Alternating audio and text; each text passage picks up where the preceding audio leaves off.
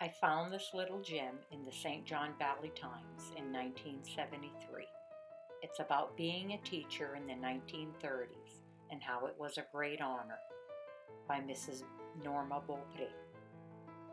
The editor's note reads as this: the following piece, submitted by A.J. Michaud, we feel to be of particular interest, since this is the time of year when teachers and school boards are haggling over money matters, and the townspeople will soon be faced with a new school budget.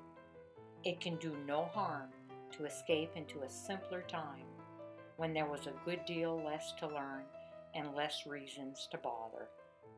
This is as told to Mr. A.J. Michaud. During the past year, I've been reading about teachers' strikes in Chicago, New York, and many other cities. What do these teachers think they are? How can they be dissatisfied with warm rooms, high salaries, and good transportation? I don't know what the world is coming to. If people haven't got everything their own way, they strike. In just 40 years, everyone has become soft, without any spunk, nor, in my opinion, any will to overcome obstacles which come their way. Let me tell you what we had to go through in 1932 and 1933 when I first began to teach. When we got out of Fort Kent Normal, unless your father happened to be on the school committee, you were stuck to the worst school building and the farthest in the back settlements. You just taught there until one of the teachers in town got married. When you got married in those days, your husband was supposed to support you, and you did not support your husband. Anyhow, it didn't take long before the kids began to come around. The first school I taught in had just been moved from its sagging foundation and would be replaced the following year by a new school. It got to be known as another of the Brand schools. Brand had become the first Democratic governor of the state since I don't know when. Somehow or another, money was found to replace most of the old school buildings that had become unfit to shelter farm animals even. Forget about children. The wind would find 100 places to come in. On a Monday morning, there were snowbanks on the floor between each window, and many other places where the rats had gnawed their way through the walls during the summer months. These we plugged with rags and grass in the fall of the year. A large box stove sat in the center of the room. Lucky the teacher who had dry kindling wood to start the fire on a blistery January morning. Most of the time, the regular fuel wood was green hardwood, which had been cut in October. When it first felt the flame of the dry wood, one could hear the sap simmering out of the end of the sticks.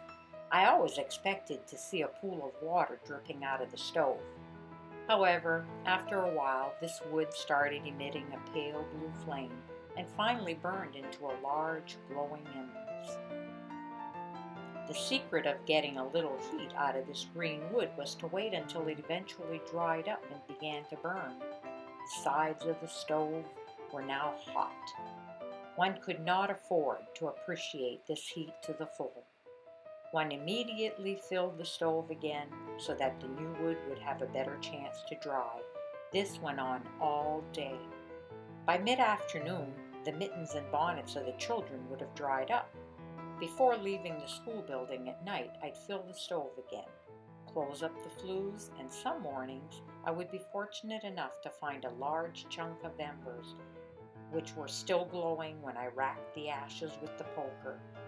I nearly said tassonner. That means poker. After the stove got going, I'd fill up the large kettle with snow several times to get enough water to start my noon soup. I'd throw in a good soup bone with meat and gristle on. As the waters began to simmer, I'd put in salt, pepper, a handful of salted leek tops, later on a can of tomatoes, and a cup of rice.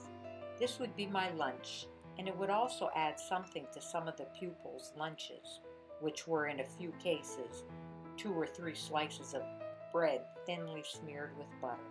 All of this was going on while I had to conduct class for 8 grades. Out of the 17 students I had, I was supposed to have some in all grades. That made an average of 2 and 1/8 student per grade. Not one of those kids could ever have been divided into an eighth. I'm sure the folks would not have appreciated if they had received some night just an arm of their favorite son or daughter.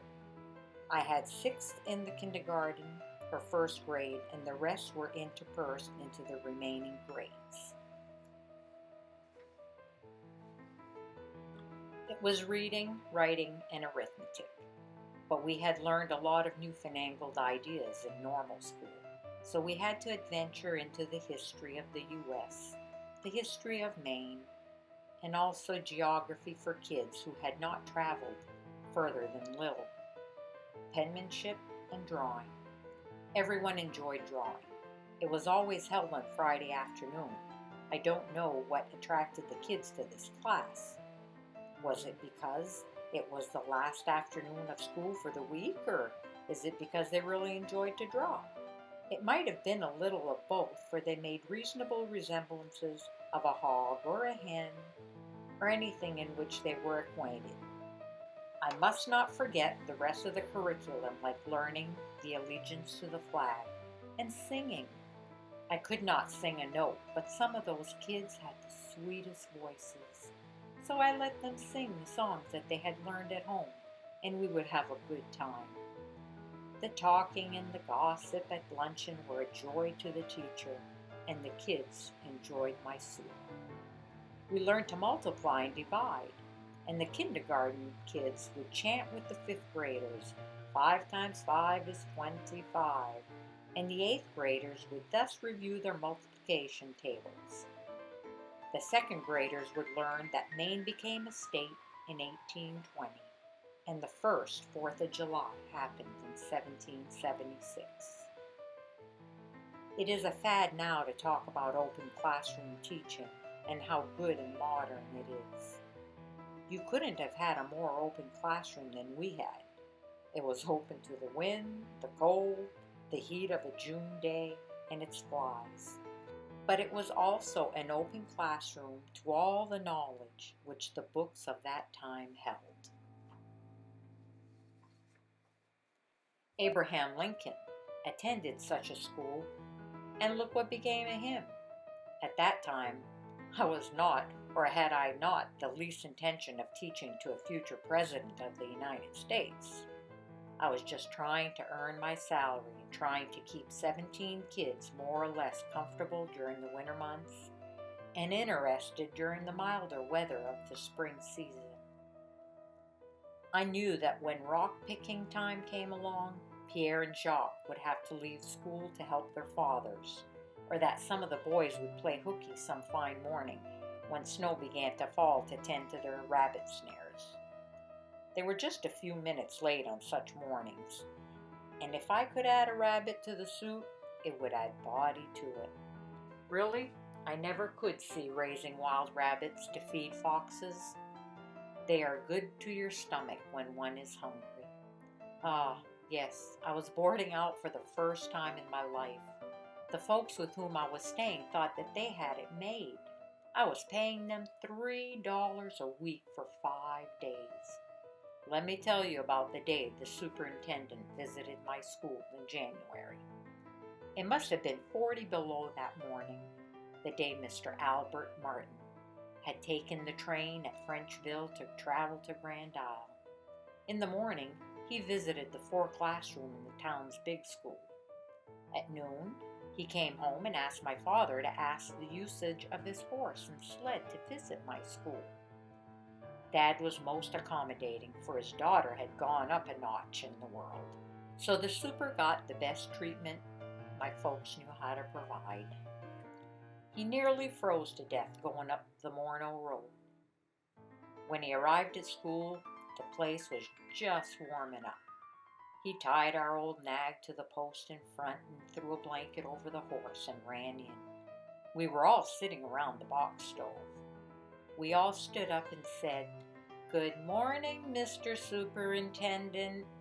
It wasn't every day that we had the honor of greeting such a person. I don't believe that he stayed more than 15 minutes, just enough to warm his hands at the stove and dismiss the children for the rest of the afternoon. He had tried to scrape the frost from the window to see how the old nag fared, but he couldn't. He blamed the shortness of his visit to the fear that my dad's old horse would freeze to death. We did not see him for the rest of the winter. That year, I was earning $9 a week.